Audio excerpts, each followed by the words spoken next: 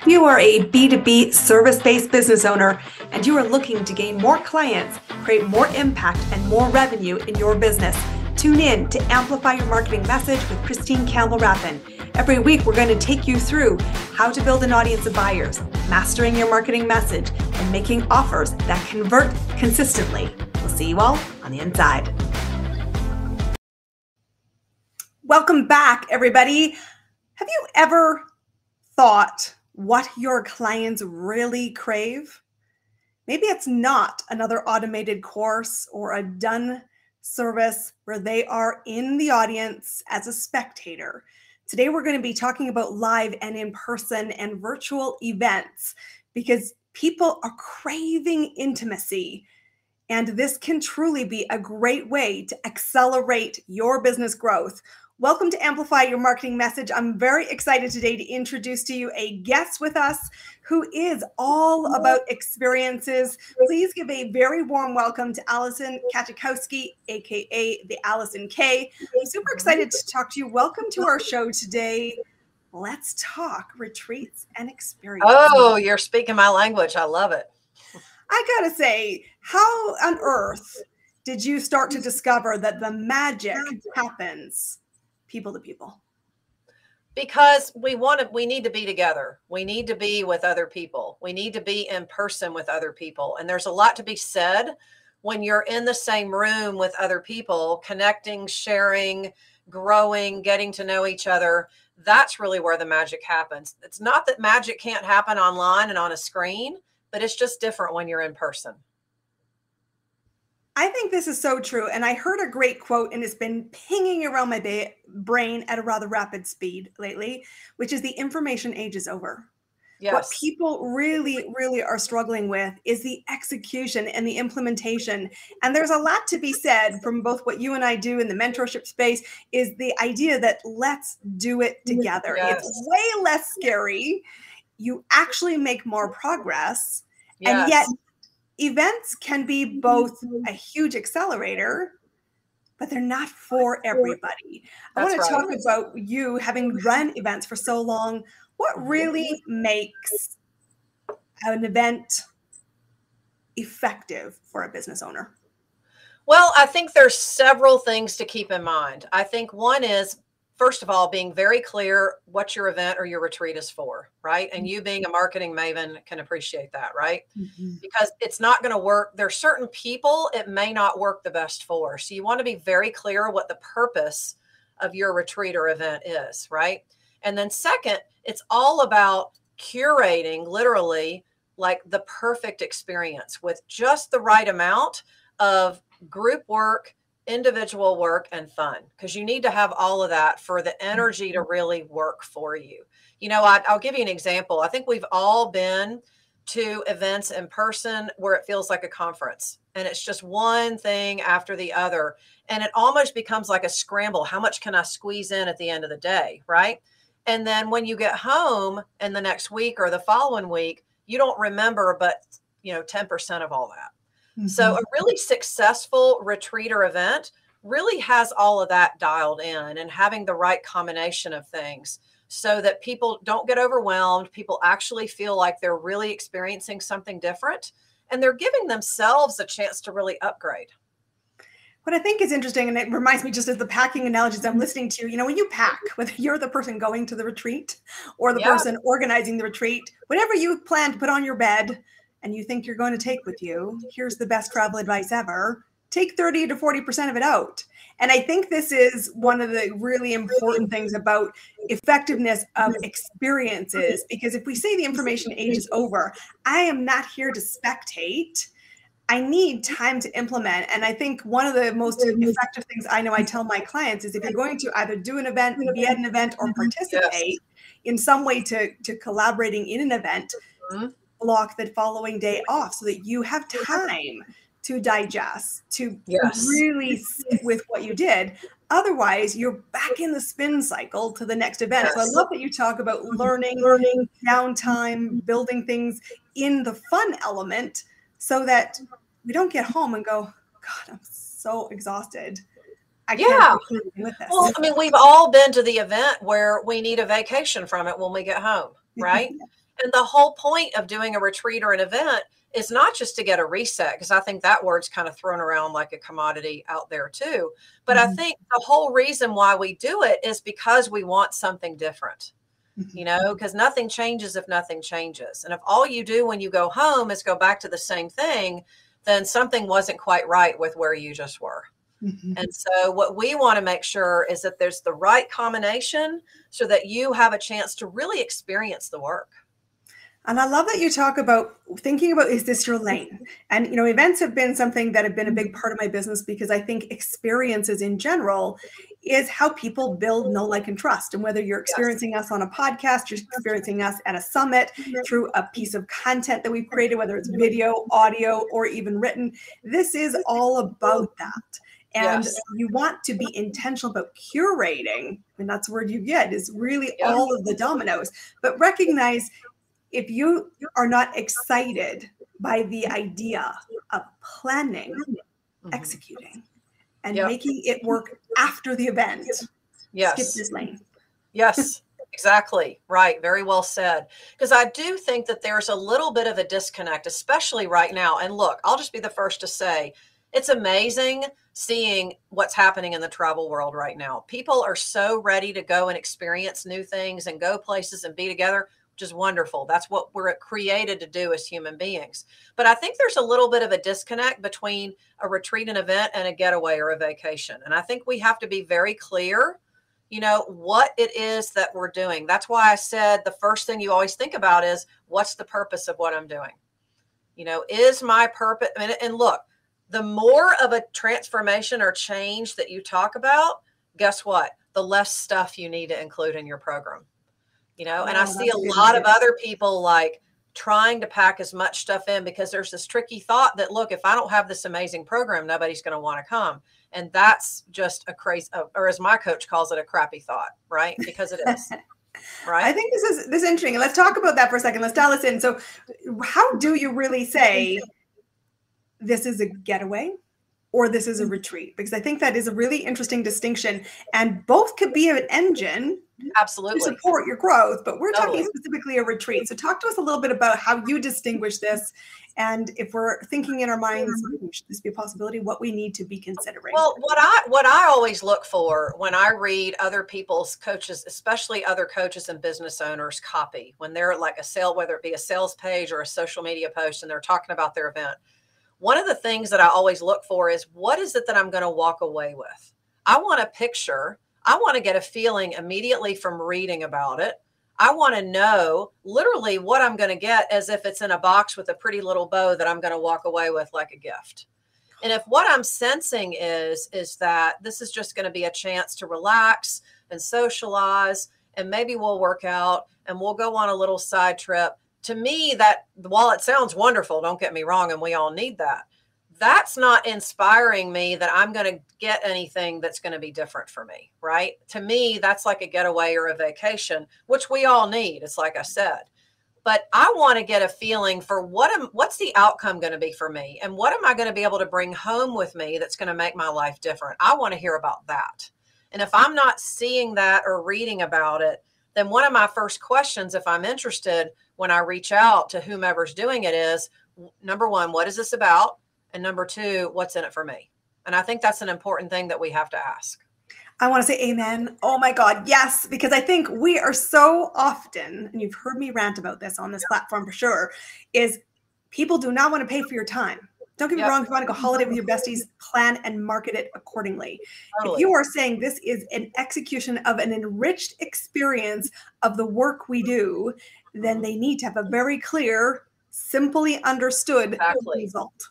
Yeah. And I wanted to hear this because not all transformation happens in the retreat itself. Totally. So talk to us about thinking about this experience. It is the before and who you're attracting. It's the execution that is really into all three elements of what makes an experience really valuable. But what happens after? How do you actually live the results so that really creates big ripples for you? Well, and what you want to understand, and I know you get this since you've done events too, what you want to understand as a retreat and an event leader is that we are setting the stage from the very time that people show up at our event.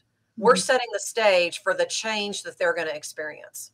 So we literally want to be in it with them, but we want to be, help show them that we can elevate the energy, that it's possible for them. And then we want to kind of invite them slowly, almost like little breadcrumbs throughout the event about what's next. Because the real magic, not only in being together, is in the follow-up. And we want to be seeding that right from the very beginning, because the real change comes when you get home and your life starts to get in the way. And it's never a question of if, but a question of when. That's what I always say. We're creatures of habit. We get used to doing the same things. And I'm not saying that there's anything wrong with a routine at all. But what we want to be very careful of is that when we're talking about significant transformational change to who we are as a person and how we're living life, we have to really question who we are, what our identity is, right? And when we get home and we start implementing what we're learning, that's when our old self's going to be right here and our future self's going to be talking to us. And we kind of have to have a plan to navigate that. And that's why follow-up support is so important. I think this is interesting because I often get invited into the corporate space to facilitate. And part of that is because the CEO, director, someone in the leadership space isn't in the best position to facilitate transformation because there's too much judgment and too much self-interest, and there's too much chatter about what you brought into the room with you. And so I get brought in to facilitate. And one of the things that is always I'm going to say small battle I have with clients who bring me in that capacity is what happens after. Yeah. It's not just day of that's so important. And I love that you talk about the follow through, because what's important when you're doing transformational work, retreats, and experiences, for it to really land and get the result, I say to people, you're going to be human. This is what will happen when all your good intentions start to wobble. And here is the support plan for it. Here's what to anticipate. Here's how to get re-engaged. And here's how to not judge yourself for being the human hot mess we are. Welcome back into this. And fine tune, not just the theory again, it's the execution that's so important. Well, and let's be honest, I think we can all talk about what we're going to do. I've done We're great talkers. Everybody talks at the event about, well, when I get home, this is what I'm going to do. And look, they might even write it in their planner or their schedule or whatever, because we do work on some calendar stuff too. That's part of it. But let's be honest, talking about it and writing in your calendar is a teeny tiny piece of the change, right? It's like we get home and our old life starts to interfere, then we got a choice then. We can either just pick right up where we left off, or we can really kind of sit with it and kind of sit in the mess for a little while. But we really don't do that well by ourselves. That's why we need experienced follow-up support too, to go with it. I love it. And I think that what is interesting, I want to talk about this idea. So if we have follow-up and we have a runway and we've chosen to say, what's the result? Ultimately, clarity around the result will always pull, will attract audience, it will attract buyers, it will attract energy to your event. But do they have to be in person to be effective? No, not really. First of all, let me just say that I think there are two sides to that question. First off, let me say nothing beats in person. Nothing ever will. In person just kind of sits by itself. And I don't know that anything is as good as in person. But having said that, I feel like virtual has, it's kind of like comparing apples and oranges. They're both good. They're both amazing. They both have their own set of benefits, but one is not necessarily a substitute for the other, right? And I feel like a virtual event can expose you to maybe larger groups of people. And, in the fact that you can sort of adopt a different type of agenda than when you're in person, especially working with a small group, you don't have that. The energy dynamic is a little different, but maybe that's how it's supposed to be, right? We don't necessarily, I don't think, want virtual to be a complete substitute for in person. Personally, I think the best business model of the future is the hybrid. And that's one of the things that I teach. It's in person and online together, beautifully, synergized together so that you can get the benefits of both. I've done a lot of virtual events and I've built my business virtually, and some of you know this story, but virtual isn't new to me in any way, shape, or form. It wasn't driven by the pandemic. I have Skyped, Yes, Skype was around Yeah. since 1996. Yeah. And so I think what you need to be aware, and there's a really good nugget that you mentioned, and I want to just draw on it for a second. You, especially in the online space, you are responsible for curating the energy in the room. Yes, You need to absolutely. think about the flow. There is pressure, yes, for sure, in the online or the real life experience as well, but there's some other energy that can pull that. And scheduling downtime in person is easier to still maintain energy. If you schedule downtime, you get distracted in the online space. Yes. And so I want you to be thinking about, how do you bring the energy, and be very clear on crafting it. And when I've done in-person events, you can share that responsibility as the host online. It falls to you. You can absolutely lead the room with some energy sparks and some conversations and some dynamics you bring into the space, but controlling that and being intentional with it is really, really important, because people will stay if the result is compelling and they feel like they're moving in the energy space. But people also, I think, appreciate, one of the things I always do at my in-person retreats is every day people have personal time. But what I find really helpful with that is, I think you can say as a retreat leader, all right, you have the afternoon free, go think, go and whatever, whatever instructions you give them. But what I find to be really helpful is I'll say, here's what I want you to imagine. So I sort of go ahead and anticipate the fact that as soon as they leave and go off on their own, that they may get distracted. But I take that as an opportunity to say, all right, here's what I want you thinking about. Here's what I want you to be aware of, and I try to point out a couple of things to kind of let them marinate a little bit, because as you know, everybody learns on a different curve, and people will often come back and say, I just had this amazing idea. And I don't want to say it's because of what I say, but I do think that we have to have some focused direction, even if that time is downtime and private to themselves. This is an interesting one, and it's one of the points I would like to explore a little bit. And this is the idea that it should be individualized. Yes. And I think one of the reasons why the self-directed courses are starting to wane in their interest level in the marketplace is because people who put curriculums together don't think about the learning flex, the learning styles. And so you're saying, you can have your own creative space. I'm not going to totally script it, but I'm going to give you some pointed direction and individualize, therefore, the experience for every attendee. How can you best really think to create the result for many, but individualize the experience? What are some best practices that you've personally seen? What I have seen, what I've tried to do on my retreats is, first of all my retreats are themed. There's always a theme in mind, and usually it's based on the location where I am. It might be based on, in part, on the curriculum. Maybe it's a special activity that I'm kind of pulling out of that as a result of the theme. So one of the things that, as far as individualization, that I like to do with private time, for example, is I always play on the theme.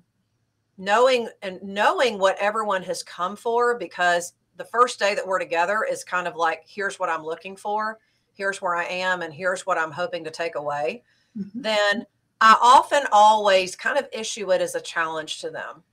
So at the same time, I try to give everyone a group directive, but knowing what I know about each person, I'm able to try to say, focus on this. Think about that. Remember what we talked about yesterday. There's always like a little bit of like, let's circle around the room and let's, do our takeaways. I'm a big, big fan of, give me your takeaway from this morning. Give me one word you're thinking about. Give me a single thought that you're going into the afternoon with, whatever that is. That seems to work really well. I love it. So I want to ask you, because you've run events and you have a business that is both on the curating of experiences as well as in your mentorship space. Tell me, I want to ask all of my guests this question. What's working for you right now to grow your business? Honestly, right now, what I'm doing a lot of are themed virtual video experiences. So in other words, in my community, for business leaders and entrepreneurs, every month for the last 3 months, I've had a specific theme in mind. And I do like a video every week where I'm talking about a different aspect of that. And I usually issue some type of challenge. And here's what, and that may just sound like a generic Facebook Live every week or whatever you want to call it. But here's what I find is working about that. Everyone's going to take away something a little different, because I built my business on individualizing a customer experience. Okay. But number two, it also helps me position myself to the new people that are coming in, and they get a feeling of what it's like to be in an energy space with me. So I feel like I'm kind of accomplishing two things with just a simple technique like that. Rather than sending an email or doing a long post, I prefer to do this on video. I feel like this is where people can really get a taste. I love that you had this theme, because I think so often, when we're talking about how do you amplify your message, how do you get in front of building new audiences of buyers, one of the most important positioning pieces for every entrepreneur is, what do you stand for? Yep. When I come into this, what's the song sheet you sing from? How will I see different speeds to reach the outcome? You may have different offers. Some of them might be retreats, virtual or online. Some of them might be course curriculums or private one-to-one experiences.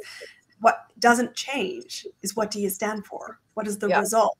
And I like this idea of themes so that people can catch up, because sometimes we run the risk of getting so distracted by that next new thing. People are like, you were talking about something different last week and I'm confused. How do I connect the dots? So I love that you're talking about this. Tell me, how do people find you? Let's get connecting you to our audience. Well, you can find me on Facebook. I have my full name on Facebook. I'm Alison Hannah Katschkowsky, but I guarantee you, if you put in Alison Katschkowsky, it'll pop up, right? So you can connect with me there. Come over and join me in my Innovate and Grow for Business and Coaching Entrepreneurs. That is my unique Facebook community where these theme video experiences happen. That community is usually the first place when I announce my business retreats and special things that I'm doing for my entrepreneur community. You can connect with me also on Instagram. I am the Alison K on Instagram, and you can connect with me on LinkedIn. And since this is a show, I'll invite you to come over and listen to my two podcasts, The Ultimate Journey of Self-Care and Creating the World's Best Client Experiences, which you were recently a guest on that as well. I was. Guys, go create amazing experiences. If you want to know how to build an amazing real experience that leads to transformation, enriches just the lives, the experiences, and the growth of who you are and how your business impacts people, this is how you can amplify your message. Alison, thank you for being our guest today. Everyone, be sure to subscribe. We'll see you all on our next episode. Until next time, use experiences, a customized experience, to grow your business. We'll see you all on our next episode.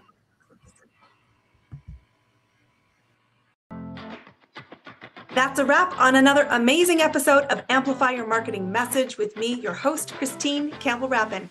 Be sure to subscribe on your favorite podcast platform so you don't miss another great episode.